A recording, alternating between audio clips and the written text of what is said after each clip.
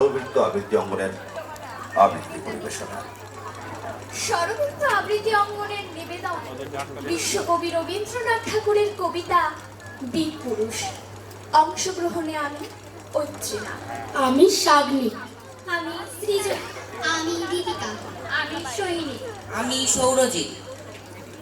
সেই ছড়াটা শোনাও না মা আবার, সেই যেটা খুব প্রিয় ছিল তোমার এবং বাবার।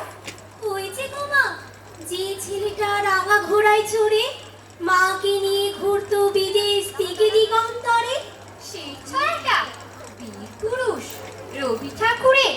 শোনো তবে, মনে করো যেন বিদেশ ঘুরে মাকে নিয়ে যাচ্ছি অনেক দূরে। তুমি যাচ্ছ পালকিতে মা চড়ে, দরজা দুটো একটুকু ফাঁক করে। আমি যাচ্ছি রাঙা ঘোড়ার পরে, চলব গিয়ে তোমার পাশে পাশে। রাস্তা থেকে ঘোড়ার খুঁড়ে খুঁড়ে রাঙা ধুলোয় মেঘ উড়িয়ে আসে। সন্ধে হলো, সূর্য নামে পাটে, এলেন যেন জোড়া দিঘির মাঠে। ধু ধু করে যে জিভ পানে যায়, কোনো খালে জনমানব নাই।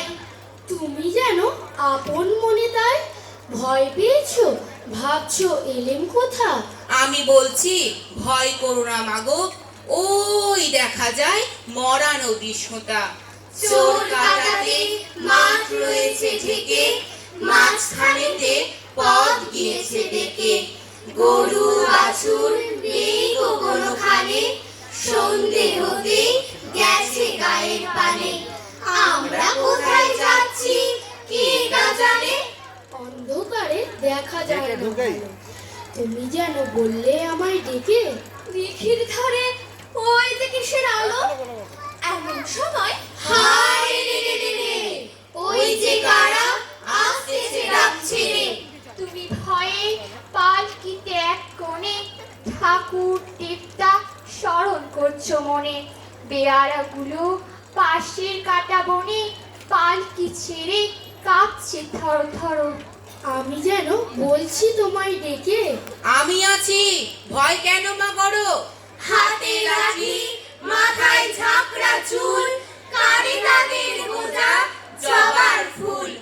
আমি বলি দাঁড়া, খবরদার, এক পা কাছে আসিস যদি আর, এই চেয়ে দেখ আমার তলোয়ার, টুকরো করে দেবো তোদের সেরে।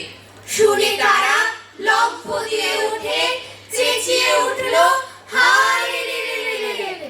তুমি বললে যাস নে খোকা ওরে, আমি বলি দেখো না চুপ করে। ছুটিয়ে ঘোড়া গেলেন তাদের মাঝে, ঢাল তলোয়ার ঝনঝনিয়ে বাজে।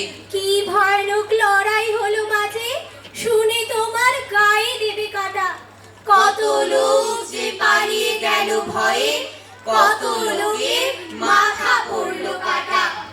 এত লোকের সঙ্গে লড়াই করে ভাবছো খোকা গেলই বুঝি মরে। আমি তখন রক্ত মেখে ঘেমে বলছি এসে, লড়াই গেছে থেমে। তুমি শুনে পালকি থেকে নেমে চুমু খেয়ে নিচ্ছ আমায় কোলে, বলছো ভাগ্যে খোকা সঙ্গে ছিল, কি দুর্দশায় হতো তা না হলে। রোজ কত কি ঘটে যাহা তাহা, এমন কেন সত্যি হয় না আহা। ঠিক যেন এক গল্প হতো তবে, শুনতো যারা অবাক হতো সবে। দাদা বলতো কেমন করে হবে, খোকার গায়ে এত কিছুর আছে। পাড়ার লোকে সবাই বলতো শুনে, ভাগ্যে খোকা ছিল মায়ের কাছে। ভাগ্যে খোকা ছিল মায়ের কাছে, ভাগ্যে খোকা ছিল মায়ের কাছে। নমস্কার। নমস্কার।